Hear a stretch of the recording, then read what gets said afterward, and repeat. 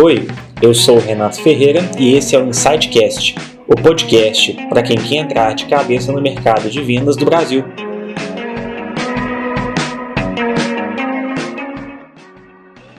Fala pessoal, tudo bem? Estamos aqui no 5º episódio do InsightCast. Meu nome é Renato Ferreira, sou um dos fundadores da Insight Sales e hoje seu host. Agradeço por nos acompanhar e não esqueça de nos seguir no Spotify e SoundCloud. Agradecemos muito se você também puder nos dar 5 estrelas para esse podcast atingir outros vendedores e gestores.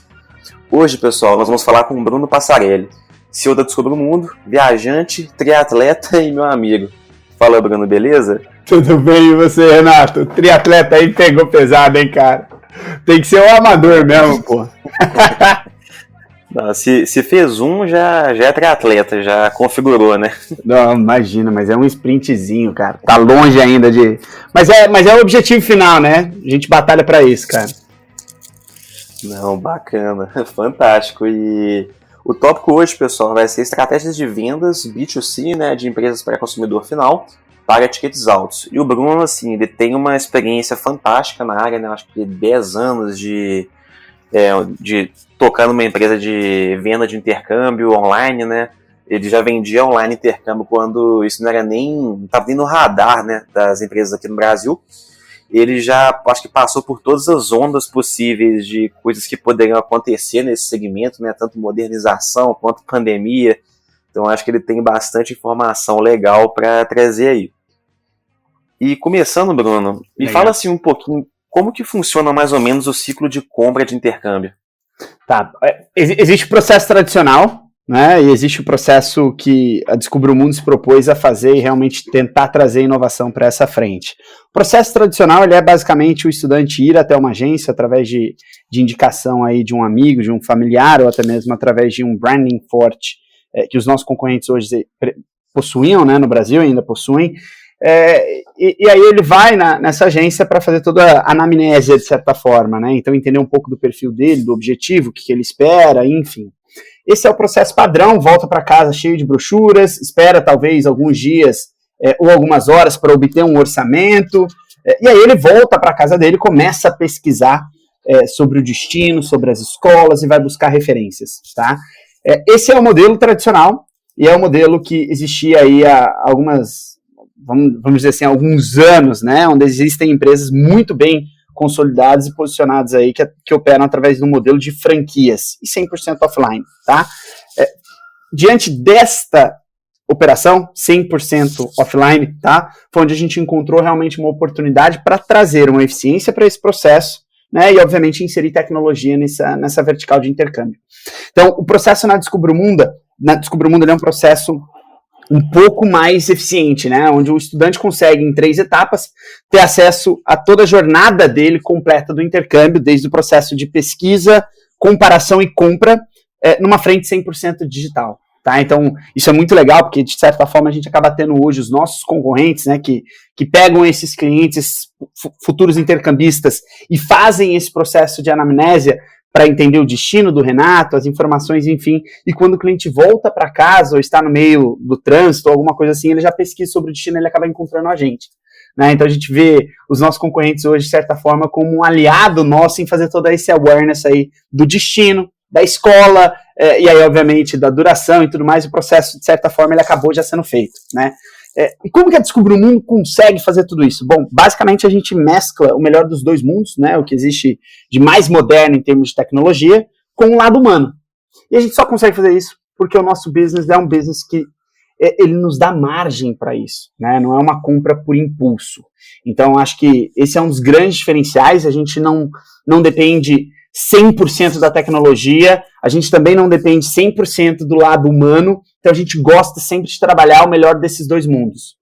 Tá? E eu acho que com isso, e esse é um dos grandes diferenciais da Descubra o Mundo, que faz com que a gente tenha aí um time to purchase, que é uma taxa de compra muito mais rápida, até um terço menor do que a média de mercado. Hoje os nossos clientes, eles vêm a comprar desde o início, tá, até o final do ciclo, então desde o momento que ele cai na nossa base até o final em 54 dias. Obviamente isso pré-pandemia, né? Porque hoje ninguém mais está tá viajando. Mas esse era o nosso processo em si. Então, desde o momento que ele entra na nossa plataforma até o final, a gente está falando de um time to purchase aí de 52 dias, mais ou menos.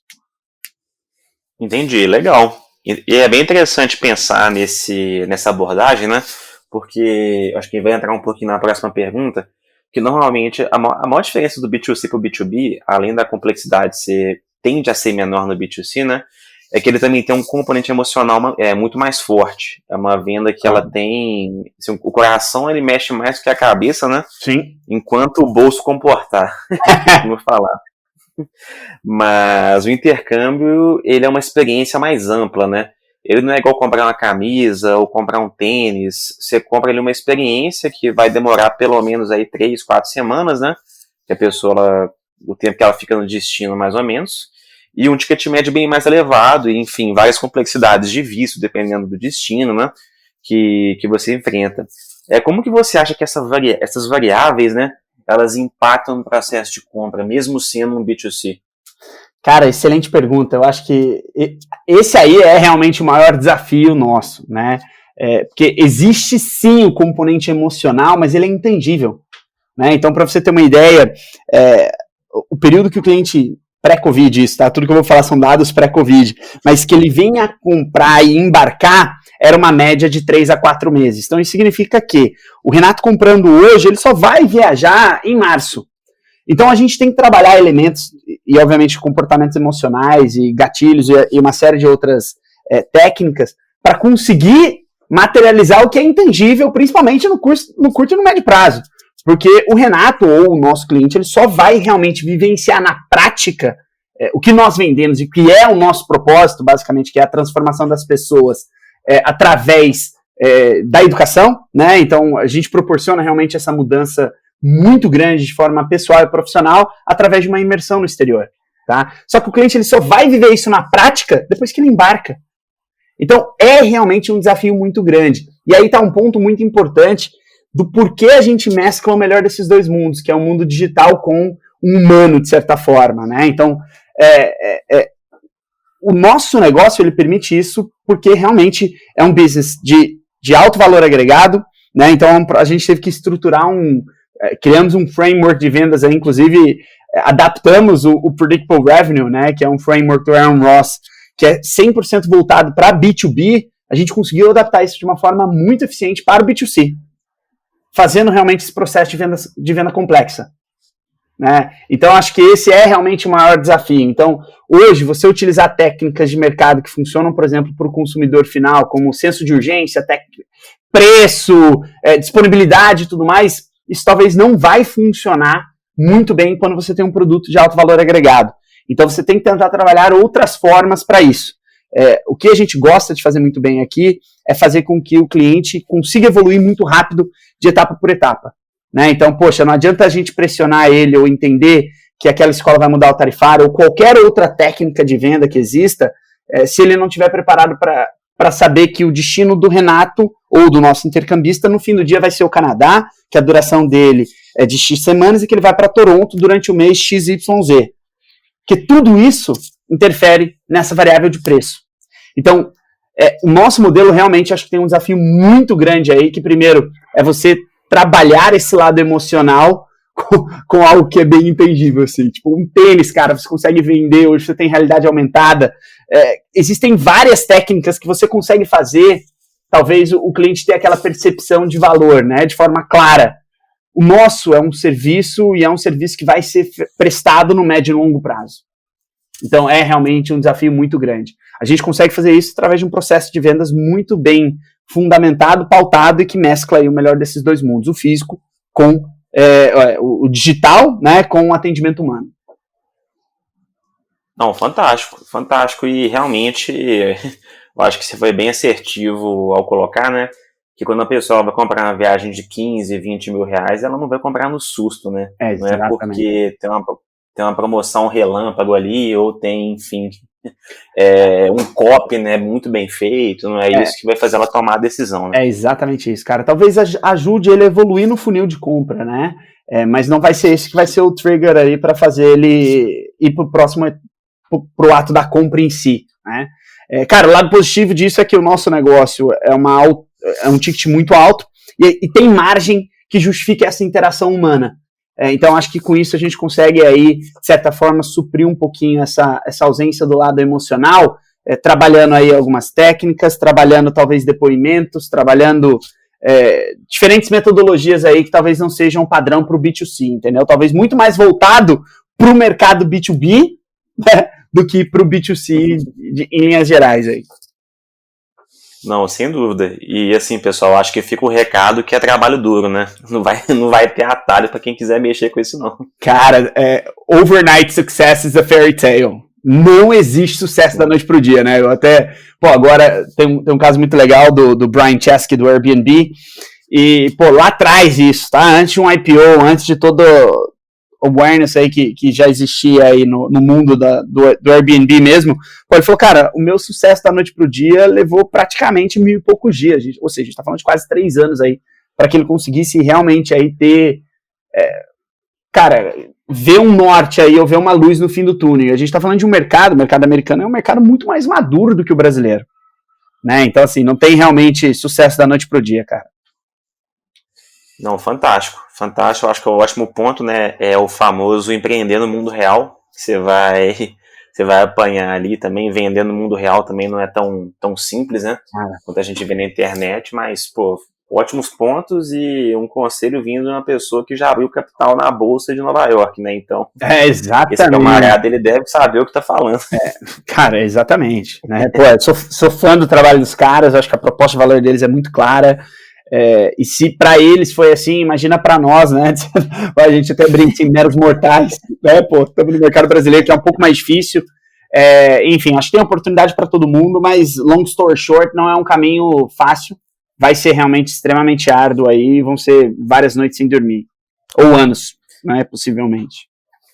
Não, com certeza. E também recebendo em real, né? Você não vai receber em dólar. Então, pois aí é mais uma dificuldade ainda, né? Não, com certeza.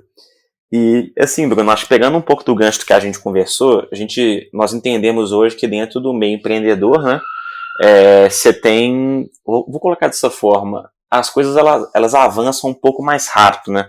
É um público que já está acostumado com online, comprar e-commerce, comprar em marketplace, né? Uhum. Só que quando a gente pensa em economia real mesmo, né? Pensando no Brasil assim como um todo, que é um lugar muito diverso, enfim, se encontra de tudo aqui.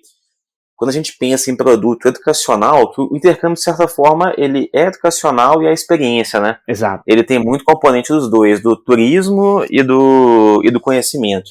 Sim. A gente sabe que, no geral, o canal físico ele é muito forte, né? Tanto que eu acho que hoje você é o único player do mercado mesmo que consegue fazer todo o processo online, né? Sim. Enquanto o resto ali depende de muita loja, franquia, enfim, canais físicos. Uhum. E com a pandemia, enfim, eu acho que a quantidade de desafios que surgiram, né, foi imensa. Eu acho que não só para quem mexe com viagem, mas quem mexe com educação como toda instituição de ensino, né? Uhum. Assim, pensando em termos de desafios, quais foram os maiores desafios que surgiram e como você enxerga as melhores formas de ultrapassá-los? Cara, eu acho que assim, e aí não puxando aí o mérito para o nosso lado, mas no fim do dia, educação e turismo foram, sem a menor sombra de dúvida, uma das verticais que mais foram impactadas aí com o Covid, tá? Educação foi muito impactada por não estar preparado para essa transformação digital, né? E o de viagens, ele foi muito impactado pelo fechamento de fronteiras e uma falta de previsibilidade e, obviamente, a segurança aí, né? Então, no fim do dia, por mais que você tenha hoje tecnologia no mundo do turismo, a gente tinha outros aspectos que não fizeram com que a tecnologia sobressaísse aí, né? O que, na nossa visão, vai existir uma demanda reprimida pós uma estabilidade, vacinação em massa, enfim.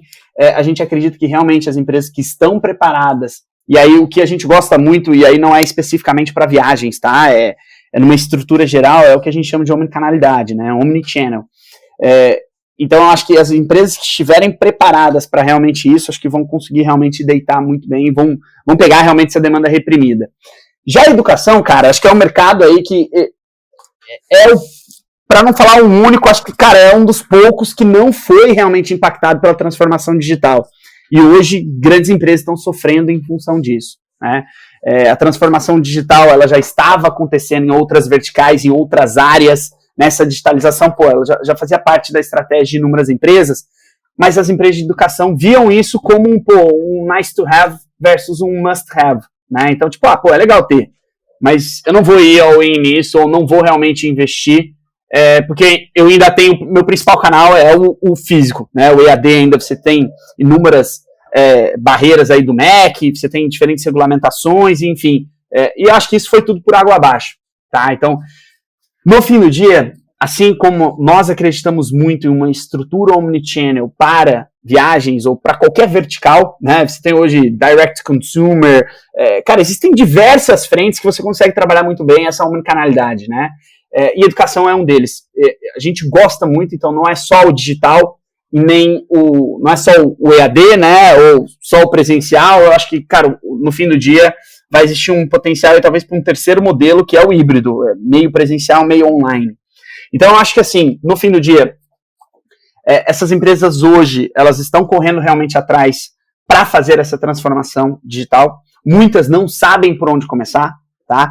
E aí, obviamente, você vê um movimento muito grande de empresas de grande porte, talvez até algumas de capital aberto, enfim, se aproximando de algumas startups. Por quê? Porque você vai ter já esse mindset ágil, você vai ter essa pegada mais digital, e aí, obviamente, você consegue, talvez, trabalhar com uma dessas startups como seu braço de inovação, validação, entre outras frentes, né?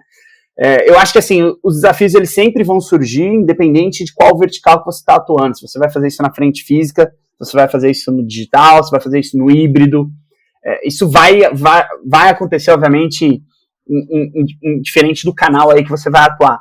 Mas é importante realmente, talvez, ter, acho que essa mentalidade de, poxa, vamos não tentar fazer como a gente sempre fez, né? E aí um problema que a gente sempre vê com essa aproximação, talvez, de grandes players tentando migrar para o digital, é de tentar replicar o modelo que ele tem hoje para um novo modelo, né? Então, poxa, mas a gente sempre fez assim no offline. Mas a gente sempre fez assim com as nossas franquias. Mas a gente sempre fez assim com as nossas unidades. Cara, e é por isso que hoje a gente sofre, e é por isso que a educação hoje sofre bastante com essa crise que estamos vivendo. Então não tem como você esperar resultados diferentes fazendo exatamente igual o que você sempre fez, né? E aí, no fim do dia, não adianta replicar o modelo online, o modelo offline para o modelo online, assim como o modelo online, talvez ele não consiga ser facilmente adaptado para o offline, tá? Então, acho que esse daí, acho que é um grande desafio que grandes grupos vão ter aí, que é realmente ter essa mudança de mindset, que, cara, não é simplesmente pegar o que eu faço hoje no offline e adaptar para online, não funciona assim. Não, ótimo ponto. Ótimo ponto. Também aquela frase é muito clássica, né, de sucesso passado não é indicativo de sucesso futuro, né? Exatamente, cara. Então, são contextos muito diferentes, né? Você pensar numa operação hoje online, operação offline, pouquíssima coisa é replicável, né? Sim. Muita coisa pode ser melhorada, inclusive, e você casando uma frente com a outra, você consegue aproveitar o melhor dos dois mundos, né? Exato. Mas realmente, quando a gente pensa em mercados assim mais tradicionais, né? São mercados que eles são mais burocratizados, eles são um pouco mais lentos também para tomada de decisão acontecer, né? Uhum. Então acaba que a velocidade ela dificilmente consegue acompanhar os movimentos econômicos mais fortes, né? Sim. Pandemia, por exemplo, que foi uma coisa assim, de quando começou mesmo aqui no Brasil, uma coisa de uma semana para outra, enfim, choques econômicos, então você se torna pouco resiliente, né? Cara, exatamente. Show de bola. E, assim, Bruno, acho que fugindo um pouco do escopo, né, de vendas B2C, de mercado de turismo e viagem e educação, me fala um pouquinho, assim, qual foi o seu dia mais difícil como gestor? Cara, essa é uma pergunta bem tricky, assim, né, porque a gente enfrenta vários desafios, né, eu acho que um dos maiores desafios, acho que pelo menos no meu ponto de vista, mas é algo que eu, de benchmark com outros founders também, a gente acaba se deparando muito. Cara, acho que o maior desafio vai sempre ser pessoas, né? Então, acho que no fim do dia aqui, um dos pontos que para mim realmente foi o dia, né, no fim do dia, o que foi mais difícil para mim foi realmente o dia que a gente teve que desligar todo o time, cara. E uma coisa é você desligar pessoas por ausência de fit cultural, desligar pessoas por falta de performance, ou, sei lá, né, contratou errado, uma série de outras coisas. Outra coisa é você desligar pessoas boas, que já estão com você há anos, que entregam um resultado, e você fazer tudo isso porque você sabe que você falhou em algum momento em entregar um determinado resultado. Cara, isso, assim, machuca demais. Sem dúvida nenhuma foi aí um dos dias mais difíceis que a gente viveu, mas às vezes no fim do dia a gente tem que dar vários passos para trás para conseguir dar alguns para frente, né? Mas esse, sem dúvida nenhuma, foi um dos dias mais difíceis aí da nossa vida como gestor, cara.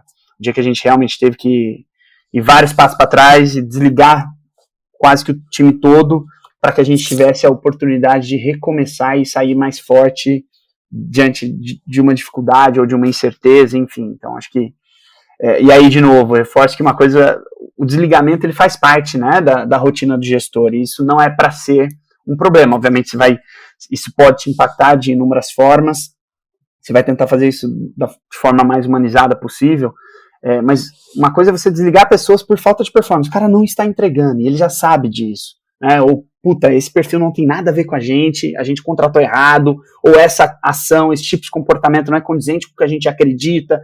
Isso torna o processo de desligamento muito mais fácil, tá? Agora, você desligar pessoas que entregam resultado, que têm performance, que têm fit, que vivem o propósito da empresa, a cultura, cara, é muito difícil.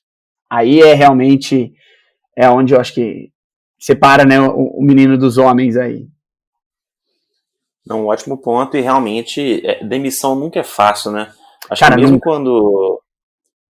quando você tem um contexto ali de desligamento, né, igual os pontos que você comentou, ainda assim você sabe que é uma pessoa que ela paga as contas dela com aquele dinheiro, né? Exato. Tem toda uma situação ali de enfim, depender financeiramente daquele trabalho, e acho que numa situação que não existe uma justificativa, né, além do contexto econômico, fica ainda mais complexo, porque é a demissão que vai com o coração apertado até o final, né? Mas é aquele negócio, eu acho que a maioria das soluções, elas não são simples, né? E às vezes é realmente melhor você pensar no horizonte de tempo maior, pensar um pouco mais a longo prazo, né? Que aquela demissão hoje pode ser garantia que daqui a 1 ano, 6 meses, você vai conseguir voltar a contratar com qualidade também, né? Exatamente. Se bobear até as pessoas. Exato, exatamente, cara. Porque, no final das contas, não é ONG, né? Então tem que pagar em pé, tem que pagar as contas e, enfim, tem que ser saudável. Exatamente, cara. Então, assim, no fim do dia, acho que uma empresa ela é feita de pessoas, né? E você ter que realmente ir por esse caminho, poxa, é muito triste, cara. É muito difícil mesmo. Não, com certeza, sem dúvida alguma. E falando de coisa boa agora, né, que a gente falou de vários assuntos tristes aí, pandemia, demissão, vamos falar de coisa boa. Me fala assim, Bruno, qual que foi o seu maior acerto como gestor, como empreendedor, a coisa que você fez assim que você mais se orgulha? Cara, eu acho que assim, basicamente, e isso é uma linha muito tênue, tá? Você conseguir separar o que é resiliência, o que é grit, né? O que é a persistência ali versus o que é burrice, né? O que é o famoso dar murro em ponta de faca. Eu acho que a gente consegue, e a gente conseguiu fazer muita coisa, a gente consegue realmente manter, mesmo diante de inúmeras incertezas, cara, porque a gente tem essa capacidade aí, primeiro, de pilotar, né, o barco, o carro, qualquer coisa, mesmo não enxergando nada na frente, né? Então, acho que você ser ágil e ter essa autocapacidade de se adaptar em meio a inúmeras incertezas, eu acho que é um baita diferencial, né? Então, cara, eu não sei como é que vai ser daqui 1 mês, 2 meses, mas eu estou disposto a seguir por esse caminho neste momento, né? Cara, e aí, diante disso, eu acho que realmente acho que o nosso maior acerto foi realmente ter apostado de que essa pandemia não era algo para curto prazo, né? Então, como muitas pessoas realmente estavam aí imaginando que, poxa, é 2 meses, é 1 mês e meio, enfim. A gente apostou que realmente essa transformação digital para a vertical de educação, ela iria ocorrer agora de forma forçada, né? E aí, em meio a isso, cara, a gente pegou toda a nossa expertise, a gente pegou todo o nosso conhecimento de 10 anos de operação, vendendo educação com alto ticket, né, com alto valor agregado ali, 100% online, a gente conseguiu adaptar isso e lançar uma nova vertical de produto. Cara, de forma rápida e eficiente. E hoje a gente consegue ajudar grandes grupos educacionais a se digitalizarem. Então, eu acho que esse foi realmente aí o nosso maior acerto, foi conseguir realmente ser ágil e pilotar um negócio diante de inúmeras incertezas, tá? Isso eu realmente me orgulho muito, porque a gente podia realmente ter entregado os pontos aí, falado, pô, é isso aí, vamos reduzir, vamos seguir outro caminho, enfim. E a gente conseguiu fazer isso, fez com que a gente tivesse realmente um crescimento aí que, poxa, sustentou a operação aí ao longo desses 9, 10 meses aí de operação, mesmo não tendo receita nenhuma ao longo desses meses. Então, isso para nós foi algo fantástico, eu acho que esse foi realmente o maior acerto da nossa vida, foi entender que isso não era algo passageiro, né? Entender que existia uma transformação necessária e ela iria ocorrer agora de forma forçada, e estar preparado para isso. Então é aquele, é a pessoa certa, na hora certa, no lugar certo. Só que, de novo, there's no overnight success, né? A gente conseguiu fazer tudo isso não simplesmente adaptando a nossa operação ao longo de 60 dias aí, que foram o início da pandemia, mas sim pegando todo o nosso conhecimento, nossa expertise e nossa capacidade de execução que desenvolvemos ao longo desses 10 anos para fazer isso acontecer. Cara, isso é um negócio que para nós, assim, a gente realmente se orgulha muito em meio ao caos, conseguir ter um crescimento year over year, enquanto que a maioria das empresas estão caindo, né, crescendo, caindo suas receitas. Poxa, isso para nós é muito gratificante, cara. E acho que só está começando, né? Existe um potencial enorme aí pela frente. E esse, no fim do dia, cara, o nosso propósito ele vai sempre falar mais forte. E aí hoje o nosso propósito era auxiliar na transformação das pessoas através da educação internacional, né, do intercâmbio em si. Só que agora a gente continua fazendo a mesma coisa, mas através da educação a nível nacional. Então isso para nós é incrível, porque continua validando o que a gente sempre acredita, o que a gente sempre acreditou, né, que é possível. A educação ela não transforma as pessoas, não transforma o mundo. A educação muda as pessoas mudam o mundo, né? O Paulo Freire que falou isso. E é isso que a gente realmente acredita. Não, ótimo ponto. Acho que é um ponto bem, bem interessante mesmo, né? Quando a gente fala de startup, a gente fala de mudanças rápidas, né? Então, você tem uma agilidade ali, você consegue tomar uma decisão, fazer uma pivotada de sistema, modelo de negócio que, assim, pode dar certo, pode dar errado, mas a gente sempre fala que o limiar também entre o gênio e o estúpido, ele é muito fino, né? Uma linha muito fina ali. Sem dúvida, cara. Então, você pode acertar com tudo, você pode errar com tudo também, mas, de toda forma, eu acho que é uma visão bem interessante, porque, na minha percepção, né, eu acho que o erro, ele é o grande caminho para o sucesso, claro, para as coisas darem certo, né? Então, eu falo sucesso não só financeiro, né? Falo de satisfação pessoal, atingir objetivos, né? Porque o erro, ele te mostra o que não fazer. Que é, olha, esse caminho aqui não tem como seguir, então vamos fazer outra coisa, né? Não vamos ficar dando murro em ponta de faca durante muito tempo. E ter essa consciência é bem interessante, porque se você parar para pensar, essa pivotada que você deu, né? Ela é fruto de uma convicção que você já tinha, né? Só que você achava que o mercado não estava pronto para isso. E, de certa forma, correto, né? O mercado realmente ele não demonstrava, né, uma aderência muito forte com a transformação digital. Uhum. Porque você viu uma oportunidade numa situação horrível, né? Que beleza, isso aqui é uma tese nossa, vamos ver se hoje, né, nesse contexto, essa tese vai se fazer valer. Exato. E acabou que o risco se pagou, né? Exatamente, cara. No fim do dia, a gente erra muito mais do que a gente acerta, né? O problema é como você vai lidar com os seus erros. Você vai continuar persistindo ou você vai adaptar aí pro próximo, né? Entender ali, tirar uma lição, um aprendizado daquilo tudo. Então, cara, realmente concordo aí com tudo que você falou. Eu acho que a gente foi bold aí, de certa forma, né, de tentar testar isso rápido e entender se fazia sentido ou não, e, poxa, se fez, né, mas também a gente não tinha medo de errar, né, e eu acho que isso também é um ponto super importante, e aí, reforço de novo, a gente erra muito mais do que a gente acerta. Eu acho que a gente conseguiu entregar muita coisa, talvez porque a gente não tinha medo de errar, né, então a gente, cara, se a gente errar tudo bem, mas o que a gente vai tirar disso, né?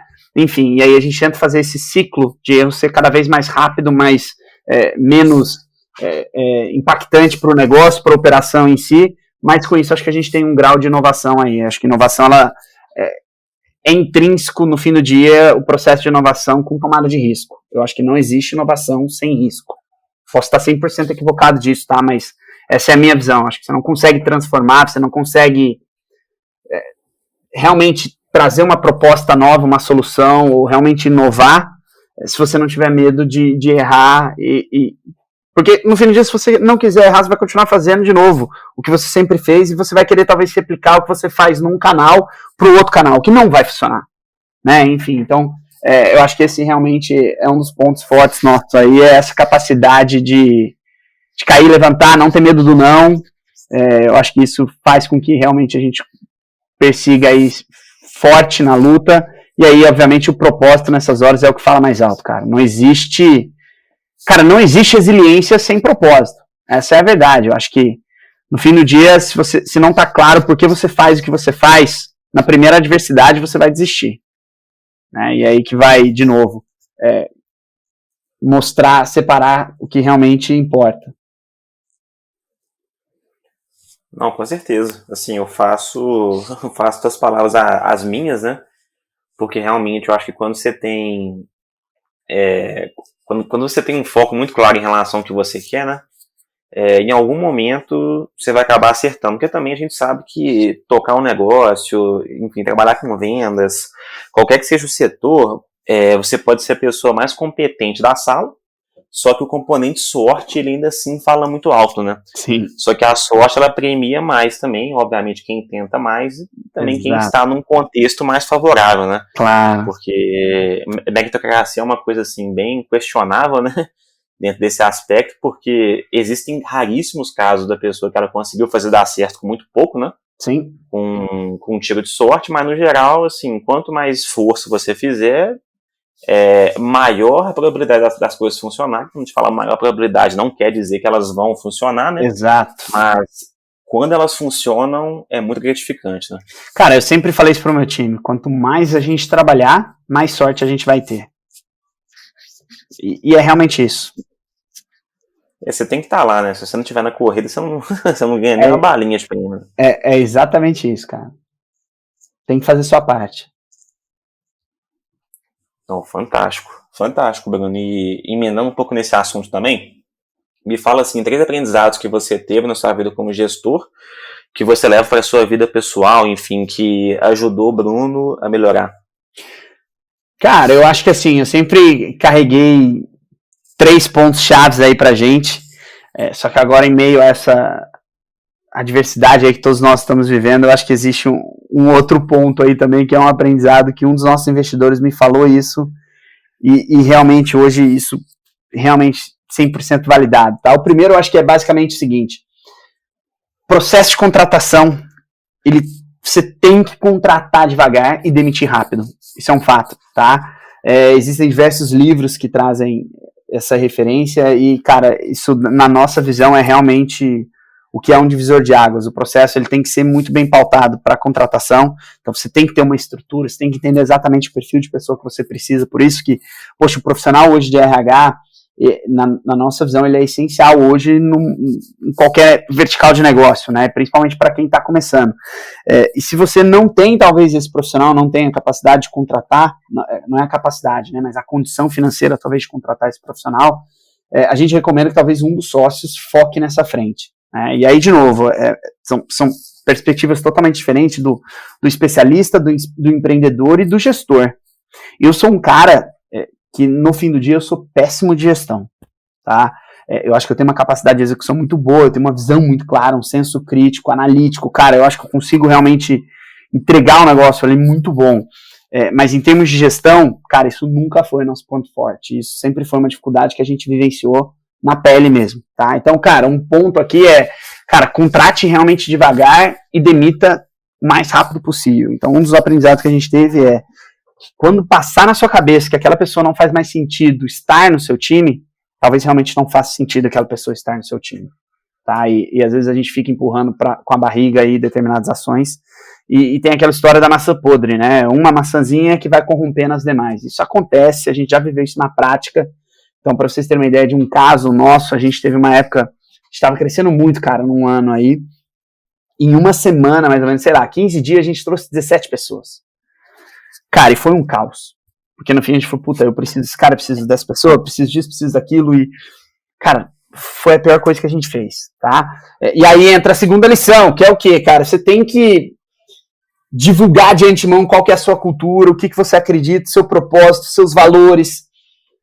Porque no fim do dia, existem empresas que são fantásticas, mas não é para qualquer tipo de colaborador, né?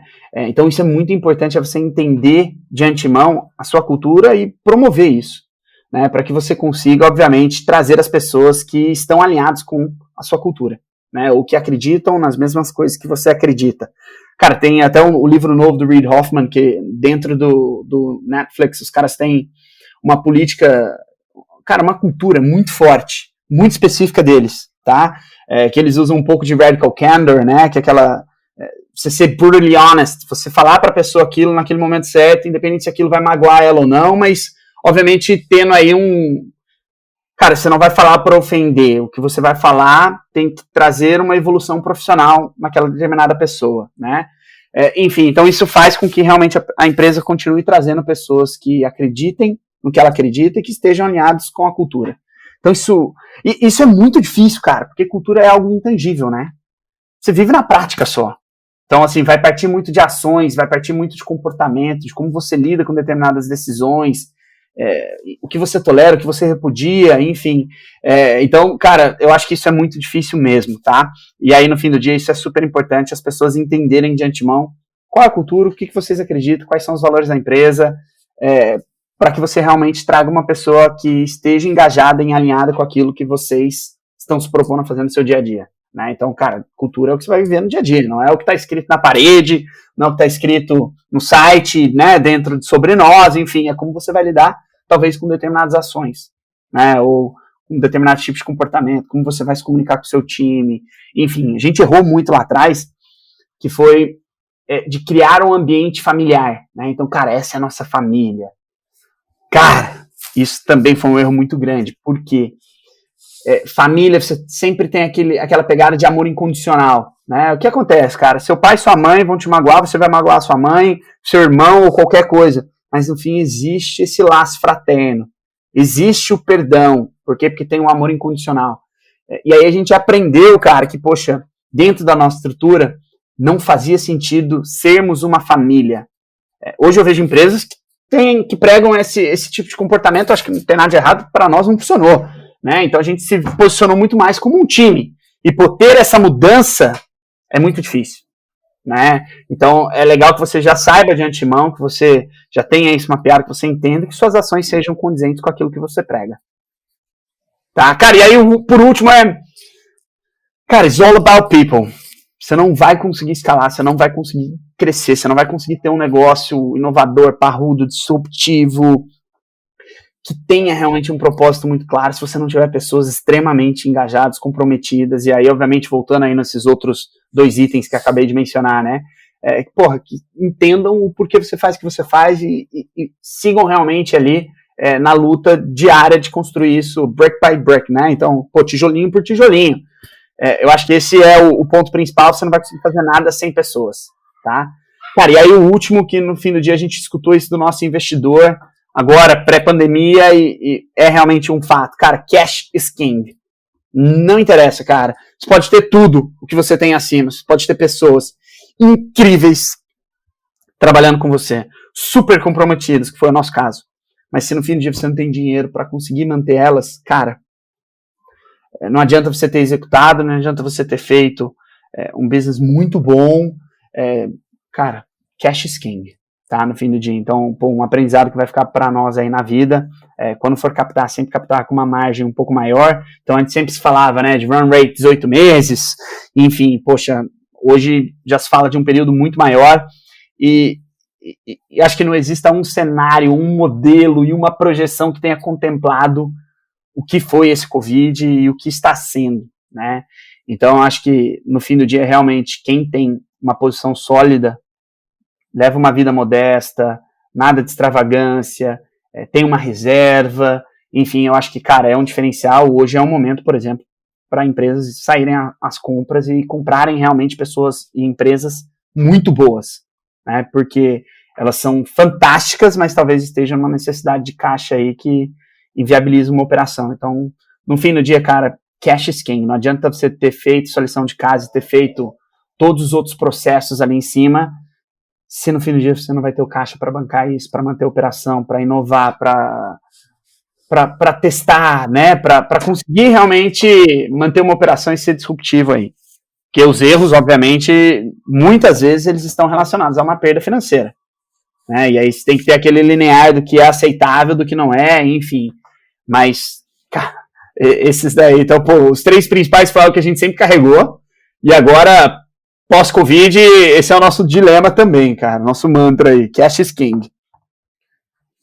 Não, fantástico, eu acho que esse ponto da questão familiar, né, também pensado, assim, do dinheiro realmente como um ativo ali que ele proporciona não só conforto, né, mas um pouco mais de calma, paciência, né, você consegue tomar decisão sem colocar dessa forma, sem ter uma faca na garganta, né, todos os dias. Cara, você consegue tirar o emocional do jogo, né, então você acaba lidando só com o racional, ou o oposto. Pode acontecer também em determinados casos, né, você tira o racional e lida com o emocional. Então, poxa, um exemplo específico disso, tá? Onde a gente tira o racional e lida com o emocional. Foi uma situação que aconteceu com a gente. Então, você tem um time fantástico, incrível. Poxa, realmente, esse é um time mesmo, né? Então, cara, todo mundo sabe qual que é a sua posição, sabe o que tem que ser feito, entrega um resultado, performance boa, pô, trabalhando há anos e anos com você. E aí você tira um pouco do racional, que é o quê? Cara, próximos meses nós não teremos receita. Isso é um fato, né? Mas você trabalha com o emocional, que é o quê, cara? Poxa, esse pessoal que tá comigo, cara, eles vivem o nosso sonho, né? O meu sonho já deixou de ser só o meu sonho, é o sonho que hoje a gente compartilha. Eles acreditam nisso. Então, quando você tem isso, cara, você pode trabalhar com um ou com o outro, né? Você pode usar o lado emocional ou você pode usar o racional.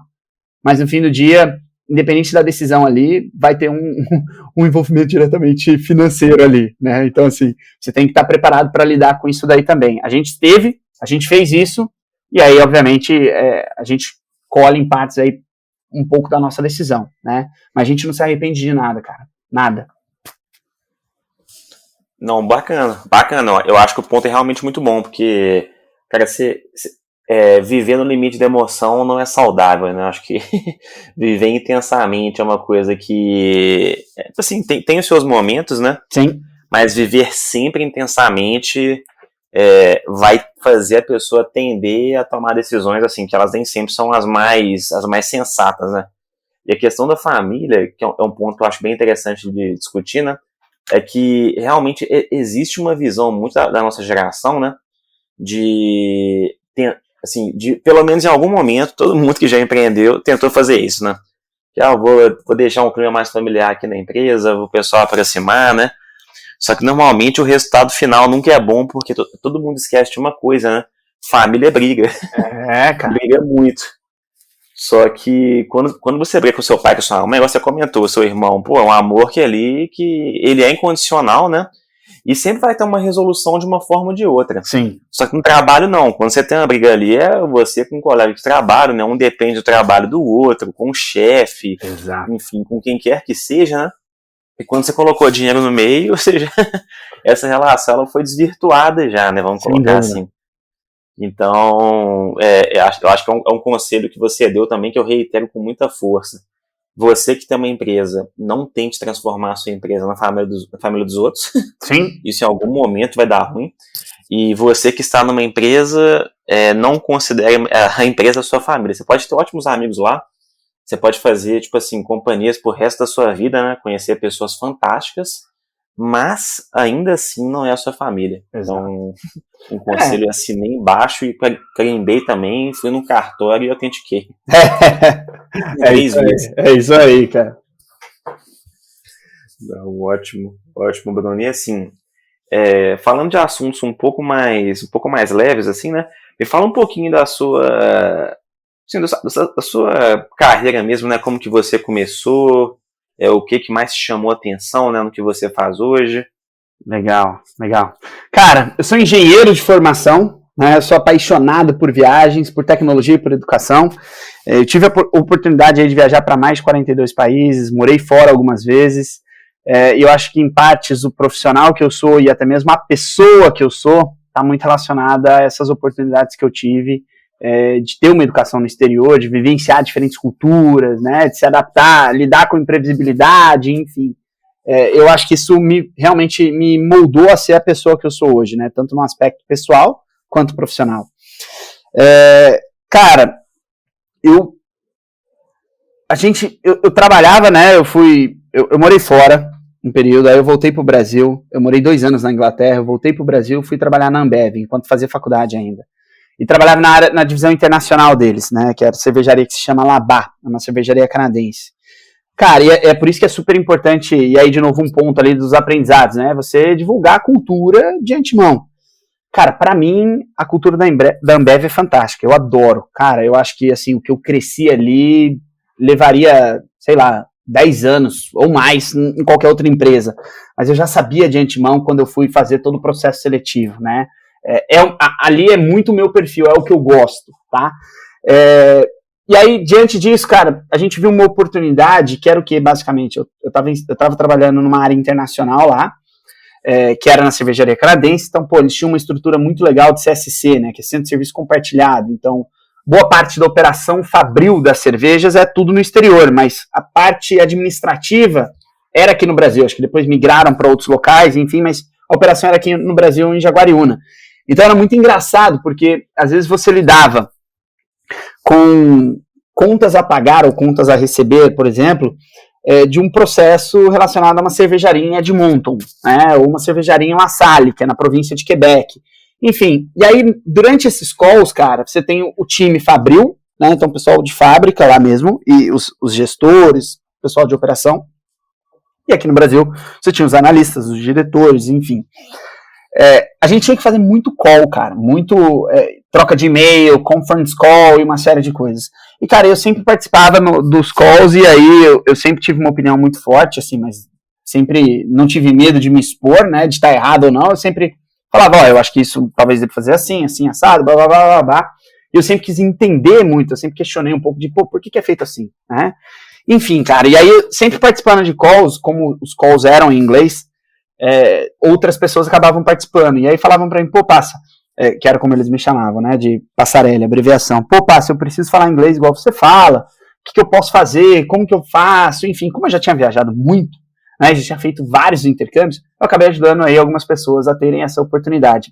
Cara, e diante disso a gente viu uma oportunidade. A gente falou, cara, eu acho que aí tem uma estratégia do Oceano Azul, de certa forma, né, porque todos os meus concorrentes são franquias, são operações muito bem estruturadas, na época eram, né, hoje não sei como estão, mas devem estar enfrentando uma dificuldade aí por não ter uma estrutura omnichannel. E aí, cara, a gente viu uma oportunidade e falou, cara, como que a gente consegue fazer isso?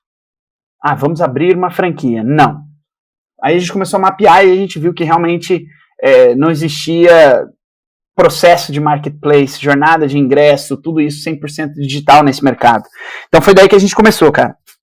Então isso há 10 anos atrás, né? Então assim, de novo, overnight success is a fairy tale. Cara, a gente está há 10 anos fazendo isso. Então acho que tivemos muitos acertos, mas muito mais erros aí ao longo de todo esse processo. Não, fantástico. É realmente uma história bem fora da curva, né? Porque no seu trabalho você viu que tinha um espaço para fazer uma outra coisa, né? E ao mesmo tempo você conseguiu casar isso com um hobby seu, né? Que é viajar, conhecer novas culturas, né? Exatamente, cara. Então, você vender uma coisa que você é apaixonado com ela é diferente, né, do que você vender uma coisa que é só um trabalho que você tem, né? Sim, sim. É Então, exatamente fantástico. isso, cara.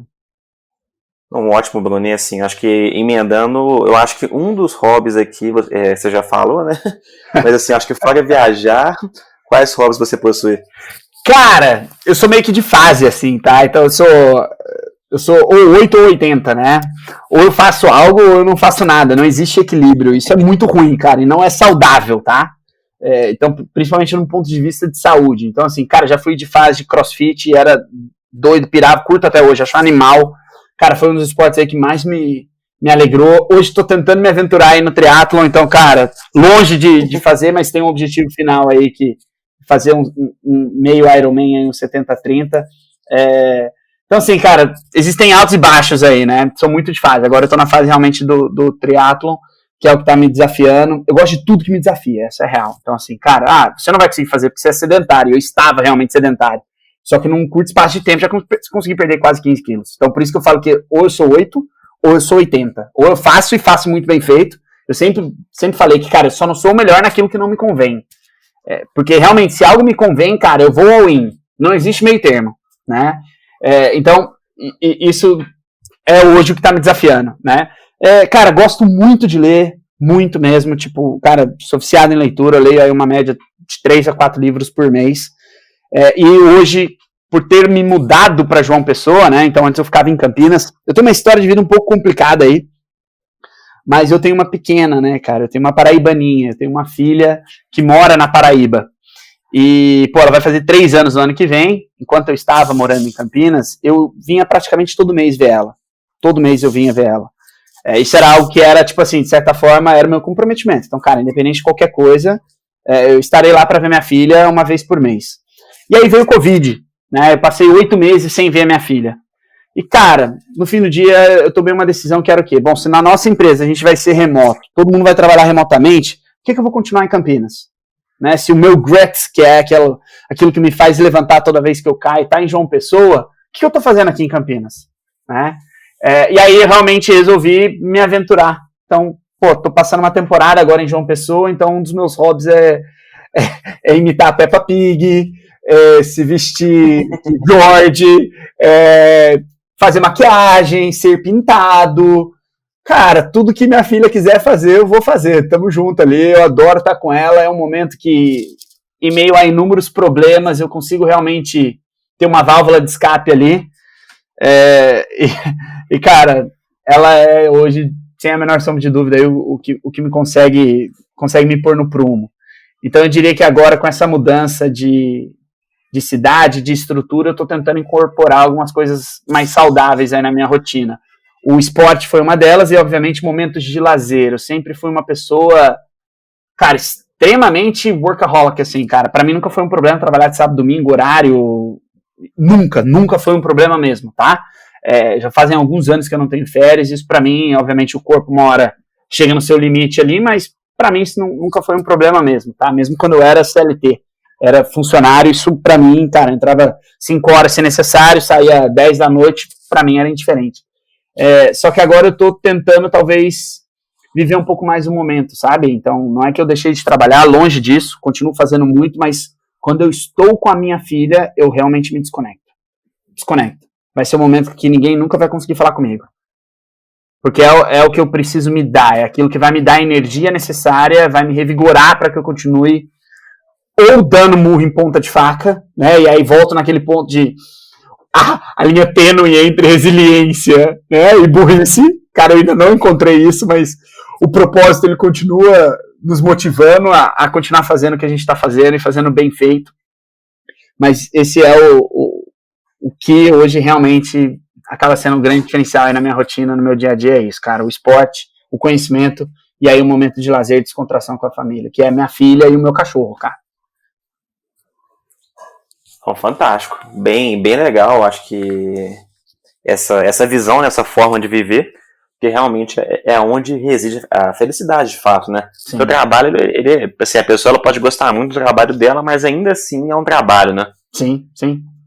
Tanto que eu acho que, se eu não me engano, no episódio 4 que eu fiz com Tudo da Prova Fácil, ele chegou a jogar futebol profissionalmente, né? Legal. Eu acho que é um sonho que todo brasileiro já teve em algum momento da vida. E ele mesmo fala, né, que quando ele começou a jogar mesmo, né, em alto nível, que a paixão ela foi indo embora, né? Porque se tornou um dever e deixou de ser um hobby, né? Então, realmente, família sempre tem o seu lugar especial, né? E o trabalho, por mais que ele seja uma coisa que ele nos faz muito bem, que a gente goste, é difícil um trabalho ser um hobby, né? Sim, sim. Cara, sem dúvida. A minha mãe, cara, eu sou bem família, assim, né? Sou bem tranquilo mesmo, mas, cara, relacionado à família, pô, eu tenho um baita relacionamento com a minha avó, ligo, encho o saco. Cara, eu sou esse cara chato mesmo, né? Quando tá relacionado à família. E minha mãe ela fala, cara, a única coisa que realmente te tira do prumo, que faz você parar qualquer coisa, que faz você realmente mudar, o que te dá forças para continuar lutando, é a Alice. Eu nunca vi você abrir mão de trabalhar, e não é que eu deixei de fazer o que tinha que ser feito, né? Eu só não entreguei muito mais do que eu deveria ter entregue. Então, assim, eu nunca deixei de entregar por causa disso. Mas talvez eu não tenha feito mais do que eu normalmente faria, entendeu? Então, entreguei muito, assim, acima da média ainda, né? Mas é um momento que, cara, eu realmente paro pra falar, pra ouvir, isso é o que me dá um up aí, me dá energia pra continuar lutando, batalhando, porque, cara, como você bem sabe, a jornada não é fácil, cara. Então, isso é essencial pra mim, cara, hoje, ela e o meu cachorrinho aí são minhas duas alegrias aí. Não, fantástico. Realmente é um caminho bom de seguir, né? Com certeza, pelo menos uma vez por dia vai arrancar um sorriso seu. Pois é isso aí, cara. É exatamente isso. Eu falo que a gente só vai... Cara, tem algumas frases, né, na minha vida. Basicamente, a gente fala na empresa que quem diz que a infância foi a melhor fase da vida nunca foi intercambista, tá? Então, essa é a primeira frase que a gente carrega realmente. Eu acho que, pô, isso é essencial. E aí a segunda, cara, que eu falo pra todo mundo que eu descubro que vai ser pai ou mãe, enfim, que eu falo agora você vai entender realmente o significado de amor incondicional. Só sendo pai e mãe pra entender o que é isso. Eu acho que relação de mãe talvez deva ser até muito mais forte, né, do que de pai, mas, cara, sendo pai e mãe, que você entende realmente o significado de matar e morrer por uma pessoa, de amor incondicional mesmo, cara. E é isso aí, cara. Sou super grato à minha pequena. Ela me traz inúmeras alegrias e hoje eu tô aqui pertinho dela, o que pra mim é uma baita diferença, cara. Não, fantástico. Deixar o beijão aí pra Alice, então, né? Quando ela tiver idade pra poder entender, você mostrar esse podcast pra ela. Exato, exatamente. Não, legal. Legal demais, Bruno. E, assim, a gente vai entrar num tópico bem polêmico agora, né? Boa. Uma pergunta, assim, que eu acho bom você pensar muito bem na hora de responder, porque pode dar muita margem pra má interpretação. Claro. Mas, cara, chocolate ao leite ou amargo? Cara, difícil essa. Sempre, cara, tem que ser ao leite, sempre. Tudo, tem que ser doce, cara. Eu gosto de sugar high, sabe? Quando você come tanto doce, você fica meio... Cara, dá até um barato. É isso aí, cara. Eu sou... Cara, eu sou fissurado por doce. Nossa, é bom demais, né? Minha resposta é igual a sua também, ao leite, velho. Chocolate ao leite, amargo cara. Não é chocolate, velho. Cara, assim, eu como os dois, tá? Deixar bem claro aqui, eu sou gordinho, eu amo comer. Eu sou aquele cara que vai no restaurante, bicho, tá em dúvida de prato, pede 2 pratos. Tô em dúvida entre 2. Qual eu peço? Não, pede os 2, meu amigo, e come os 2. Eu como até passar mal, eu adoro. Então, assim, se tivesse que escolher um ou outro, sem dúvida ao leite. Mas se só tem um amargo, como do mesmo jeito, cara. Não, minha visão já é um pouco mais extremista. Chocolate que não é ao leite, né? Não é chocolate. E o chocolate branco, então? Nossa senhora, aquilo lá, pelo amor de Deus, eu acho que eu não consigo nem me expressar o tanto que eu não gosto. Boa, você tá vendo, cara? Eu sou o cara que eu gosto de tudo. Tudo. Cara, sendo doce, tô dentro. Não, tá certo, tá certo. Quem me dera ter... Meu paladar é mais infantil, né? Então, minhas respostas, elas são bem óbvias em relação à comida, mas beleza. Justo. E, Bruno, ping-pong ou judô? Cara, judô, sem dúvida. Na verdade, pô, eu fui do karatê, fui faixa roxa quando eu era pequeno, depois nunca mais fiz, mas, cara, sem dúvida nenhuma, judô. Que isso, cara, ping-pong é bom demais. Não, é gostoso, sem dúvida, cara, mas eu gosto... Enfim, cara, eu acho que os dois são um desafio grande, mas no judô o desafio acaba sendo maior. Não, é bacana, cara, é interessante isso, porque eu jogava ping-pong, né, então até coloquei a pergunta ali, eu falei, não, vamos ver se tem outra pessoa também que gostava tanto do esporte quanto eu, mas é legal, cansa muito. Sem dúvida, cara, sem dúvida. Na verdade, todo esporte, né, cara, quando feito com alta performance, dedicação, cara, é um baita exercício, e aí pode ser até desde um ping-pong, pimbolim, yoga, qualquer coisa, feito muito bem feito, e com dedicação e empenho necessário, cara, assim, é uma transformação, né? Não, com certeza. Com certeza, assim, o esporte ele faz diferença na vida da pessoa, né? Cara, sem dúvida. E é por isso que eu falo, eu sou muito extremo, cara. Ou eu não faço nada porque eu arranjo uma desculpa pra não fazer porque eu estou trabalhando muito, né? Só que quando eu volto a fazer, eu falo, cara, por favor, nunca mais me deixe parar de fazer, porque a minha produtividade, a minha energia, o meu desempenho, ele é potencializado. Eu já sou um cara acelerado. Imagina depois de correr X quilômetros todo dia, ou nadar, ou andar de bicicleta, ou qualquer outra coisa. Não, fantástico. Realmente, acho que na pandemia complicou um pouco, né? Pois é, sem dúvida. Praticar esporte, mas enfim, não tem... Quando a vacina chegar, ela vai chegar, né? Exato. Aí a situação melhora um pouquinho. Pô, mas é por isso até que eu quis tomar um prumo na vida, cara. Durante esse período aí de lockdown e tudo mais, eu tava me sentindo grupo de risco, cara. Eu tava até mal, sério. Porque, cara, é só bucha. Eu desconto na comida, aí desconto no chocolate, que nunca neguei que eu gosto de comer. Cara, eu falei, pô, eu virei grupo de risco, cara. Isso é um fato.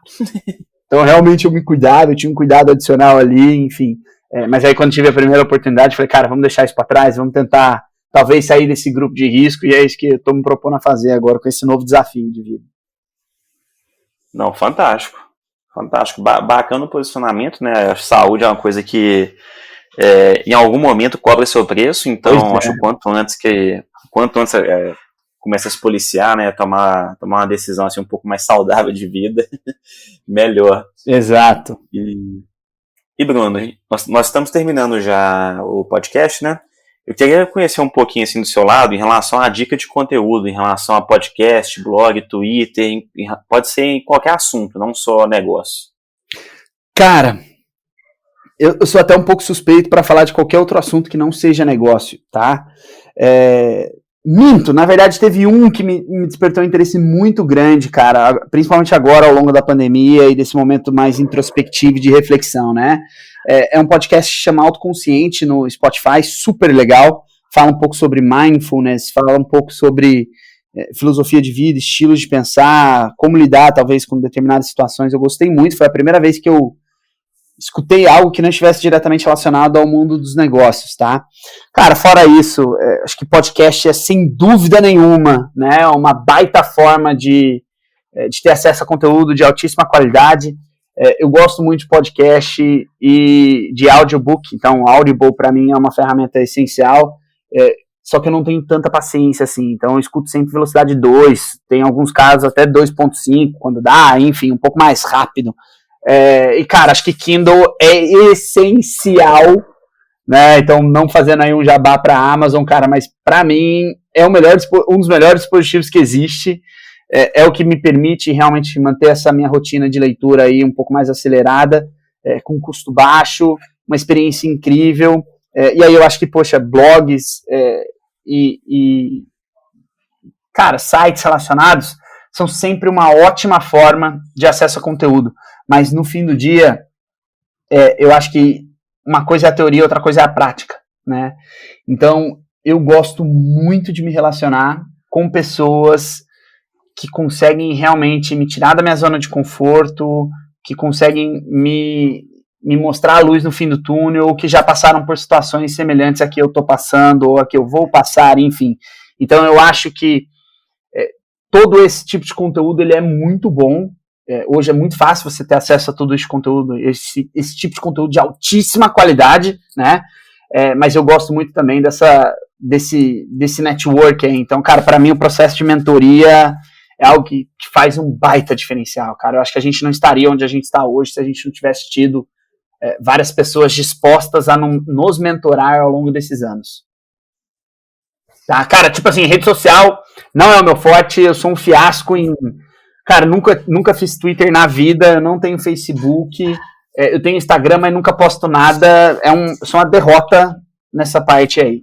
Mas eu acho que é uma forma legal de você consumir conteúdo. Gosto muito de livro, podcast e audiobook. Tá? E aí, obviamente, as mentorias, eu acho que isso é priceless. Não, fantástico, né? É o famoso aprender com o erro do outro. Cara, é exatamente isso. E assim, a oportunidade, eu acho que, tipo, poxa, escutar um podcast, um livro, é tudo muito legal, cara. Acho que te dá um norte, enfim, mas você poder interagir naquele determinado momento, igual a gente tá fazendo aqui, Renato. Você fazendo uma série de perguntas, eu falando, eu perguntando algo, ou você concordando, ou expondo um outro lado, enfim, eu acho que isso é sempre muito saudável. E você talvez não consegue ter isso de uma forma tão eficiente, talvez num podcast da vida, quando você está escutando, entendeu? Você vai pegar insights, vai pegar aprendizados e tudo mais, mas você não vai ter esse momento de bate-bola dinâmico, entendeu? Onde você consegue talvez adaptar e falar, pô, eu não tinha pensado nisso, mas diante do que você acabou de me falar faz sentido, eu talvez tenha essa dificuldade, enfim. Então, assim, de novo, eu acho que é essencial se manter informado. Hoje existem várias formas de fazer isso, a maioria gratuitamente, né? E aí, eu acho que, poxa, se cercar de pessoas fantásticas e que estão dispostas a te mentorar, eu acho que é um baita diferencial. Não, com certeza, com certeza. Eu acho que são ótimas indicações de meio de conteúdo, né? Audiobook, principalmente, eu acho que é uma coisa que todo mundo, antes de experimentar, tem um pouco de pé atrás. Sim. Mas realmente vale muito a pena. Você consegue consumir muito conteúdo de uma forma rápida e que retém também, né? Sim. Tanto que eu tenho um grande amigo que ele trabalha viajando, né? Que eu acho que ele já ouviu todos os podcasts que existem, né? Cara, o pessoal para poder alimentar a base dele, audiobook, enfim, é fantástico, sabe? É incrível, cara, porque às vezes tem tempo que no fim do dia ele é perdido. Então, por exemplo, é importante talvez você escutar uma música, um sertanejo, um pagode, um rap, algo que te agrade. Mas você consegue utilizar talvez um tempo ocioso, um tempo onde você está focado numa determinada tarefa que você talvez não possa ler, ou que você não possa... Cara, o seu foco tem que estar para uma outra coisa, né? Então, poxa, você consegue utilizar esse momento ao invés de você escutar uma música, escutar um podcast. Então, você pode escutar o podcast da Insight, pode escutar o podcast da Stella, pode escutar o podcast da Canary, pode escutar o podcast do Master of Scales, do Reid Hoffman. Cara, tem várias opções aí incríveis, né? E aí você consegue, obviamente, aproveitar esse tempo que você está dirigindo, que você está correndo, que você está pedalando, que você está lavando louça, para talvez obter um pouco mais de conhecimento. E é verdade, cara. Né? Às vezes limpando a casa, bota um podcast, escuto. Cara, dá para você escutar. E aí você absorve, você pega um insight ali, outro aqui, enfim. Eu acho sensacional, cara. Gosto muito mesmo. Não, fantástico, fantástico. Eu assino embaixo das recomendações, né? Acho que o conhecimento nunca é demais. E, Bruno, dando sequência aqui, vou abrir esse espaçozinho final para você poder fazer o seu jabá, falar de você, do Descubra o Mundo, projetos pessoais. Legal. Você comentou que não tem redes sociais, mas se tiver alguma que você queira deixar para o pessoal poder acompanhar também, pode ficar à vontade. Esse espaço é seu. A gente agradece demais, viu, a sua participação. Acho que você trouxe aí conteúdo muito relevante. Que bom. Que é o que a gente chama de empreendedorismo do mundo real, né? Que é as coisas como elas são efetivamente e não como a gente gostaria que elas fossem, né? Legal. Cara, e nunca vai ser, né? Exatamente. Exatamente, cara. E, pô, fantástico sua participação. Use o espaço à vontade. O tempo aqui é seu. Pô, excelente. Cara, então é o seguinte, para quem aí tá pensando em estudar no exterior pós-pandemia, né? Uma vez que a gente já tiver uma abertura das fronteiras, um nível de segurança maior, a gente vai criar um cupom disponível para todas essas pessoas aí. O cupom é Insight Sales. Podem entrar no site e aplicar esse cupom no checkout, que vocês vão ganhar 10% de desconto sobre o curso, beleza? E aí, então, a Descubra o Mundo ela é um marketplace educacional para quem quer estudar no exterior. E aí, em contrapartida, se você é uma empresa ou trabalha em alguma empresa de educação que esteja tendo alguma dificuldade ou que queira acelerar o seu processo de transformação digital, fale com a gente, cara. O Escola realmente ele vem para solucionar esse problema, permitindo que grandes grupos educacionais tenham uma jornada de ingresso 100% digital, uma estrutura omnichannel, tá? Em tempo recorde. A gente está falando em no máximo aí alguns dias para você ter uma jornada end-to-end 100% completa e online. Tá joia? É isso aí, gente. Agradeço aí a oportunidade. Renato, obrigado pelo convite. Poxa, foi incrível poder contar um pouquinho aí do que a gente está fazendo, os nossos aprendizados, enfim, acho que daria para passar algumas horas aqui, né, falando um pouco, principalmente das adversidades, dificuldades que enfrentamos aí, mas espero que tenha agregado aí de alguma forma, tá bom? Bom, com certeza, Bruno, com certeza agregou bastante, cara. Mais uma vez, muito obrigado mesmo por ter participado, ter tirado um tempo na sua agenda para poder compartilhar o seu conhecimento conosco. Também agradeço a audiência, enfim, quem está nos ouvindo. E pessoal, estamos no final então desse episódio. Nos vemos no próximo. Abraço e até mais. Um abraço, tchau, tchau, gente. Valeu, Renato.